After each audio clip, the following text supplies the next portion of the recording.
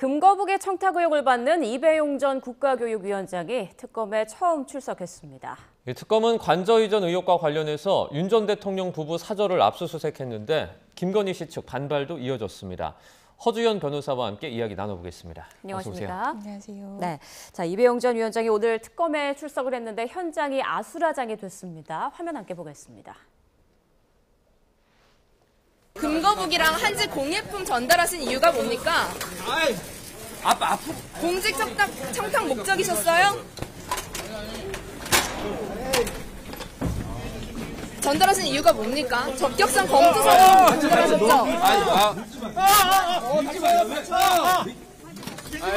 막지 마세요, 여기.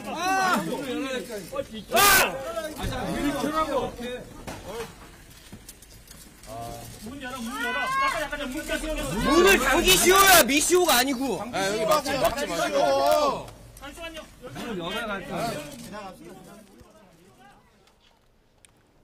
네, 포토라인을 피하려고 지하주차장으로 갔다가 이런 소란이 빚어진 건데 일단 이배용 전 위원장은 아직은 참고인 신분인 거고 의혹부터 자세히 좀 짚어볼까요?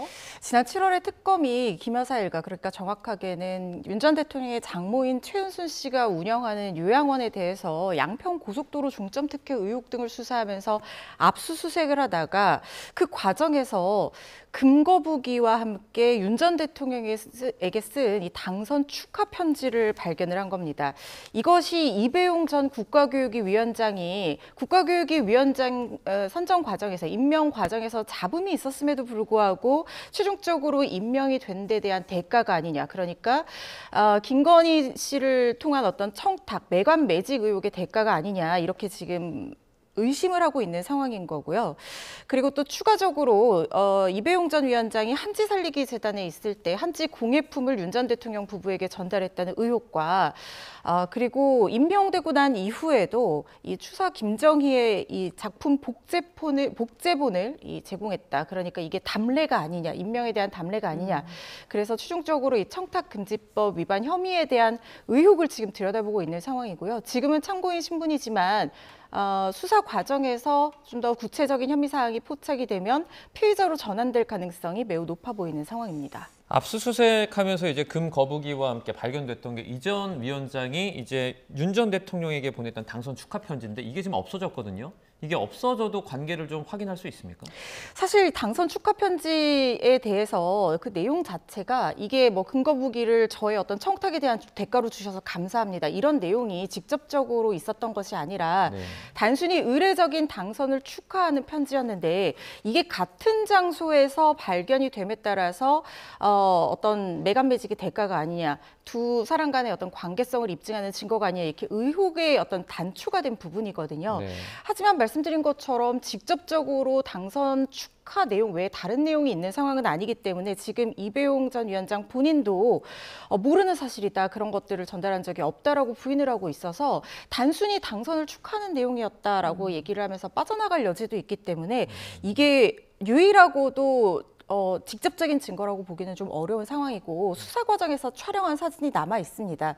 물론 이 부분에 대해서는 증거 능력을 다툴 가능성은 있어 보입니다만은 적법한 압수수색 과정에서 압수영장에 기재된 범죄 혐의와 관련된 증거를 우연히 발견하고 긴급한 어떤 필요성에 의해서 상당한 방법으로 촬영이 됐던 부분이고 사후에 영장을 발부받았지만 이 증거품이 사라져서 원본을 제출할 수 없게 된 사정이기 때문에 이 촬영된 사진 자체도 실체적 진실 발견을 위해서 증거 능력을 인정하는 게 옳다고 보고요. 무엇보다도 지금 중간에 알선을 의심받고 있는, 그러니까 청탁을 전달했다고 의심받고 있는 한 문화재단 이사장 정모 씨라는 인물이 있습니다. 이 인물에게 나에 대해서 잘 말해달라는 메시지를 주고받고 또 업무 수행 능력을 기술한 어떤 문건 같은 것들을 보내고 이렇게 중간에 관계된 사람이나 추가적인 어떤 관련 증거들을 충분히 확보할 여지가 있기 때문에 이것이 범죄 혐의 입증에 결정타가 될 거라는 생각은 들지 않습니다.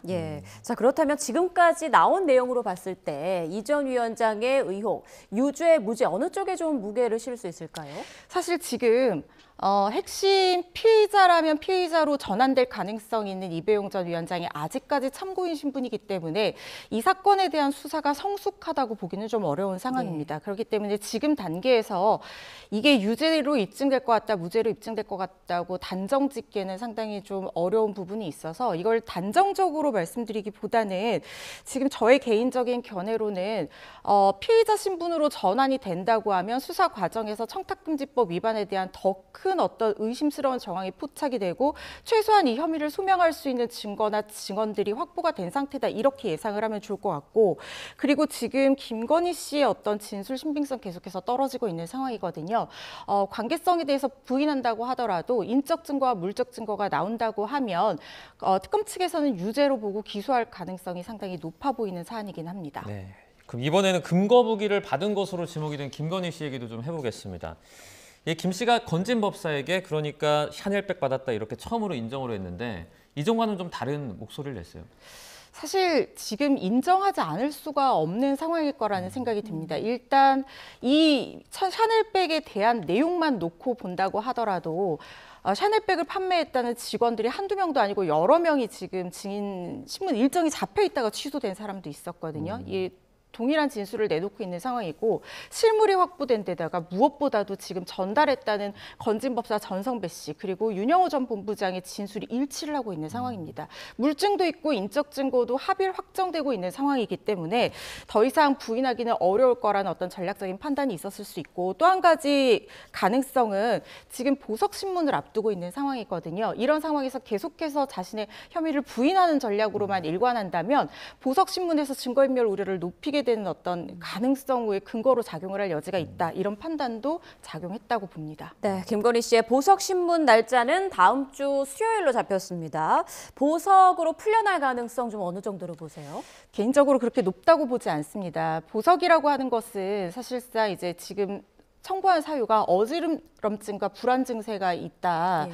그래서 구속수감 상태를 견딜 수가 없다. 그리고 수사가 거의 다 성숙했기 때문에 추가적인 증거를 인멸할 우려가 없고 도주의 우려가 없다. 이렇게 지금 주장을 하고 있는 상황으로 보도가 되고 있는데 이 병보석을 인정받을 만한 요건이라는 것은 지금 당장 보석으로 풀려나서 치료받지 않으면 심각한 장애가 발생하거나 아주 중대한 후유증이 남는 혹은 생명에 지장을 줄 우려가 있을 정도의 굉장히 심각한 병증이 인정되는 경우에 받아들여질 수 있는 부분이거든요. 그런데 지금 단순한 어지럼증이나 불안 증세만 가지고는 이 자체로 구속수감 생활을 견디기 어려울 만큼 그리고 엄청나게 심각한 후유증이 남을 만한 증상이라는 점은 보이지가 않는데 또 이제 밝혀지지 않은 어떤 김건희 씨의 병증 같은 것들이 있다고 하면 그런 부분에 대해서 소명해서 최대한 보석을 받으려고 시도는 하겠지만 그 부분 일단 나오는 얘기로는 인정되기가 어려운 정도의 상황이라는 생각이 들고 또한 지금 추가적으로 아직까지도 조사돼야 되는 부분이 많고 여러 의혹이 계속해서 나오고 있는 상황이기 때문에 법원에서는 증거인멸의 우려도 높다고 판단할 가능성이 있어 보입니다. 네, 이제 오늘 특검이 대통령 관저 이전 의혹 관련해서 윤 전 대통령 부부의 그 사저를 압수수색을 했습니다. 그러니까 김건희 씨 같은 경우에는 보석 신문 앞두고 압박이다 이렇게 반발을 하고 있는데 이런 어떤 압수수색이 나중에 어떤 보석 신문에 영향을 미칠 수도 있나요? 이게 바로 이제 증거인멸의 우려와 관련되는 부분일 텐데요. 그러니까 지금 특검 측에서는 원칙적으로 이게 별건이기 때문에 이걸 압수수색해서 여기서 뭔가가 발견된다고 하더라도 이 지금 혐의로 구속된 상태, 구속된 혐의의 보석 신문에 원칙적으로는 뭐 영향을 미치지 않는 것이 맞습니다만은 추가적인 어떤 증거가 발견됐다라고 한다면 이 보석 신문을 판단하는 재판부로서는 내가 판단하는 어떤 혐의에 대해서도 추가적인 증거가 있다면 나가서 이걸 인멸할 우려는 있지 않을까? 관계자들과 말을 맞출 우려는 있지 않을까? 이런 심증 형성에 영향을 줄 수 있는 측면이 있거든요. 그래서 지금 김건희 씨 측에서는 그런 부분으로 재판부에 대한 부당한 압박이다라고 주장을 하고 있지만 재판부에서 단순히 별건 범죄에서 증거가 추가적으로 발견됐다고 해서 보석을 허용해 주지 않는다 이렇게 판단을 하는 것이 아니라 피고인의 상태라든가 이 범죄에서의 어떤 수사의 정도 그리고 증거인멸의 우려 이런 것들을 종합적으로 살펴서 보석 여부를 결정할 것이기 때문에 이 부분은 직접적인 관련이 있다고 보기는 좀 어렵겠습니다. 네, 특검 상황 알아봤고요. 자, 다음 주제로 넘어가 보겠습니다. 차량 시동을 꺼달라는 주차관리원에게 우리 개가 당신보다 비싸다 이렇게 막말을 한 20대가 벌금형을 선고받았습니다. 자세한 사건 내용을 좀 전해주시죠. 네, 이게 지난 7월 김해의 한 지하주차장에서 벌어진 일인데요. 주차관리원 70대가 이 피해자거든요. 모욕죄의 피해자인데 이 시동을 꺼달라고 요청을 한 겁니다. 왜냐하면 이제 지하주차장에서는 공회전을 하게 된다고 하면 이 공해가 발생을 하고 소음도 발생을 하니까 공회전 오랫동안 못하도록 되어 있거든요. 그런데 그 안에 타고 있던 사람들이 이제 날씨가 덥잖아요. 그런데 반려견이 있었던 모양이에요. 그러니까 항의를 하면서 개가 죽으면 보상을 해줄 거냐, 우리 개가 당신보다 더 비싸다라고 하면서 시동을 끄지 않겠다라고 말하는 걸 넘어서서 이런 모욕적인 발언을 한 겁니다. 주차관리원이 이 부분에 대해서 결국에는 고소를 했던 것으로 보이고 재판까지 가서 모욕죄가 인정이 돼서 벌금 150만 원이 선고된 사안인데요. 재판부에서는 사람과 반려견을 비교하는 것은 존엄성이 높은 인간의 가치에 가격을 매기는 모욕적인 행동이다. 특히 주변에 다른 주차관리원과 다른 손님들도 많은 상황이었기 때문에 모욕죄의 어떤 전파 강연성, 공연성 충분히 인정이 된다 이렇게 판단한 사안입니다. 네, 유죄는 인정이 됐지만 이제 벌금형을 받았습니다. 통상 어떤 이런 사건에서 이 정도의 모욕적인 언행이 이 정도 결과가 나오는 건 좀 일상적이라고 볼 수 있습니까? 네, 아주 이례적인 판단이라고 보이지는 않습니다. 다만 이제 몇십만 원에서 몇백만 원 정도 벌금형 나오는 경우들이 대부분이고 물론 이게 양형이라는 것이 한 가지 요소만 보고 판단하기는 어렵고 뭐 전과 여부라든가 합의 여부라든가 아니면은 피해의 정도, 피해의 경위, 그 발언을 한 장소 이런 것들이 종합적으로 고려되는데 만약에 주차관리원이 지금 이 부분에 대해서 합의를 해줬다라고 하면 이 벌금이 조금 더 낮아졌을 가능성은 있어 보이거든요. 그런데 알려진 양형 사유를 적시를 이제 바탕으로 유출을 해보면 반성하거나 용서받지 못했다라는 부분들도 지금 보도가 되고 있기 때문에 아마 합의가 이루어지지 못한 상황이어서 벌금형이 100만 원 이상 이렇게 나온 상황이 아닌가 싶습니다. 네, 그런데 모욕적인 발언을 들은 주차관리원도 똑같이 벌금형을 선고받았다고 하더라고요. 그 이유가 뭔가요? 이게 그 말하는 과정에서 좀 다툼이 있었는데 물리력의 행사까지 이르는 그런 상황이 됐던 모양입니다. 그러니까 이 얘기를 들은 주차관리원이 화가 나서 이 여성의 손목을 잡아당기고 그러니까 남자친구가 동승을 하고 있었는데 차를 출발해서 현장을 빠져나가려고 하니까 이 주차관리원이 현장을 달아나지 못하게 하기 위해서 이 차 앞을 가로막고 남자친구의 옷을 잡아당기고 밀치는 그런 물리력의 행사가 있었습니다. 이 부분에 대해서 주차관리원 역시 벌금 150만 원을 선고를 받았고 또 남자친구도 벌금 70만 원형을 선고받아서 모두가 지금 전과가 생기고 모두가 벌금형 처벌을 받게 된 그런 결과로 이어진 사건입니다. 그러면 만약에 이런 모욕적인 발언을 들었을 때 이제 피해자인 자신까지 좀 어떻게 보면 처벌을 받지 않으려면 어떻게 행동하는 게 옳습니까? 이게 사실 뭐 사람이 그런 모욕적인 발언을 들으면 분노의 감정을 순간적으로 주체하기 어려운 마음은 저도 충분히 공감하고 이해합니다만은 이게 바로 전형적으로 피해자가 가해자로 변모해버린 이런 사건이거든요. 여기서 지금 이 사건에서 다 벌금형으로 처벌받고 전과가 생겨서 누구도 승자가 없는 사건입니다. 그렇기 때문에 모욕적인 발언을 들었을 때 순간적으로 분노의 감정이 치밀더라도 더 나아가서 가해행위까지 이르지 마시고 나중에 모욕죄로 충분히 고소를 해서 얼마든지 법적인 테두리 안에서 피해를 배상받고 다툼을 할 수가 있으니까요. 그 녹음기를 켜셔서 그 말에 대한 어떤 범행 현장에 대한 녹음, 증거를 수집하는 그런 정도로만 행동하시는 게 좋을 것 같다라는 생각이 듭니다. 네, 싸움은 피하는 게 현명하다라는 말씀해 주셨습니다. 마지막으로 가수 성시경 씨 관련 소식도 보겠습니다. 전 매니저에게 금전적 피해를 당했다고 하는데 어떤 피해를 당한 거죠? 성시경 씨가 한 10년 정도 함께했던 가족처럼 생각하는 매니저가 업무 수행 과정에서 신뢰를 저버린 행동을 했다라는 것이 소속사의 공식적인 보도 자료 내용입니다. 좀 더 구체적으로 범행 수법이 나오지 않아서 유출을 해보면 지금 내부 직원의 폭로 이런 것들을 종합해서 판단을 해보면 성시경 씨의 어떤 매니저가 굉장히 가깝게 지내는 신뢰관계 이런 것들을 이용해서 평소에 어떤 공연이라든가 광고, 방송 촬영 이런 것들을 다 다루고 관리를 하고 있었는데 이 과정에서 자신 아내의 통장을 이용해서 금전적으로 일부 금액을 착복한 모양입니다. 그런데 이게 지금 피해액도 아직 아직까지 특정이 되고 있지 않은 상황이거든요.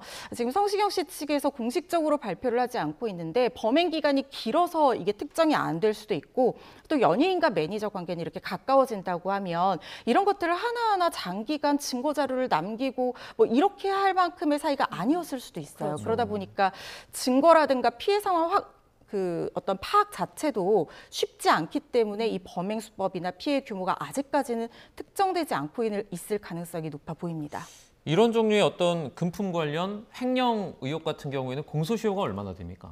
이게 지금 범행 수법이 나오지 않아서 우리가 여러 가지 범죄의 가능성을 생각을 해볼 수가 있는데요. 우선 말씀하신 그 횡령, 업무상 횡령 같은 경우에는 금전의 일부를 뭐 빼돌려서 그래서 이 원래 용도가 아니라 위탁관계에 반해서 자신의 어떤 개인적인 용도로 착복했을 때 성립할 수 있는 범죄고 업무상 배임 같은 경우에는 성시경 씨에게는 불리한데 자신에게는 유리한 계약을 체결한다든가 이런 식으로 하는 것이 이제 배임 행위에 해당할 수가 있고요.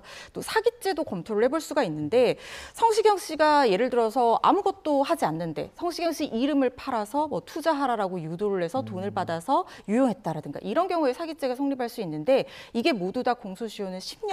그런데 하나하나 행위마다 성립이 될 가능성도 있지만 지금으로서 제가 생각하기에는 범죄 행위가 하나의 범위, 그러니까 이렇게 돈을 착복해야겠다라는 이 고의를 가지고 단일의 고의를 가지고 쭉 반복적으로 이루어졌다고 하면 형법상 이걸 포괄일제, 전체를 포괄해서 하나의 범죄라고 봐서 마지막 행동이 이루어진 시점에서부터 공소시효가 기산이 되거든요.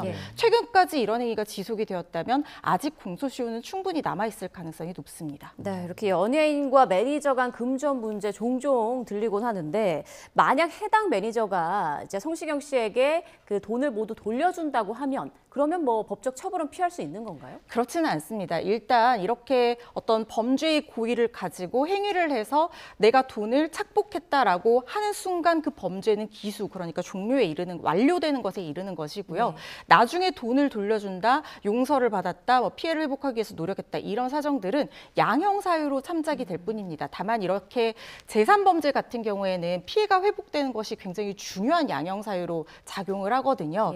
그렇기 때문에 만약에 반성을 하고 용서받고 모든 돈을 돌려준다라고 하면 형량 자체는 낮아질 가능성이 있습니다. 네, 이런 사건이 발생을 하면 이제 어떻게 보면 유튜브 활동을 접는다든지 아니면 뭐 가슴도 아프기 때문에 그 잠시 동안 다른 활동을 못 한다든지 이런 피해 보상 같은 것도 나중에 좀 청구할 수가 있나요? 네, 성시경 씨가 지금 계속해오던 연말 콘서트 일정조차 확정을 못하고 있어서 팬들이 많이 걱정을 하고 있고 급기야 유튜브는 촬영이 지금 일단은 중단이 된 상태거든요. 그렇지만 우리가 이런 불법 행위에 따른 손해배상을 산정할 때는 그 행위로 인한 직접 손해, 이걸 통상손해라고 하는데 그 부분에 대한 손해배상만 구하는 것이 원칙이고 우리가 그 범죄자가 범죄를 저지를 때 어떤 예측할 수 있었던 상황에 한해서 추가적인 손해, 이걸 특별 손해라고 하는데 이 부분에 대한 손해배상까지 청구할 수 있는데 성시경 씨가 충격을 받아서 활동을 중단할 수밖에 없는 사정까지 일반적으로 우리가 뭐 계속 활동을 할 수도 있는 거니까요. 이 행위를 할 때, 불법 행위를 할 때 예상했다고 보기는 좀 어려울 수 있어서 그 부분은 위자료의 영역에서 위자료를 높이는 어떤 요소로 기여할 수 있을지언정 이 유튜브를 중단해서 발생할 수 있었으나 얻지 못하게 된 수익에 대해서까지 손해배상 청구를 하기는 어려워 보입니다. 네, 알겠습니다. 지금까지 허주연 변호사와 주요 사건, 사고들 짚어봤습니다. 고맙습니다. 고맙습니다.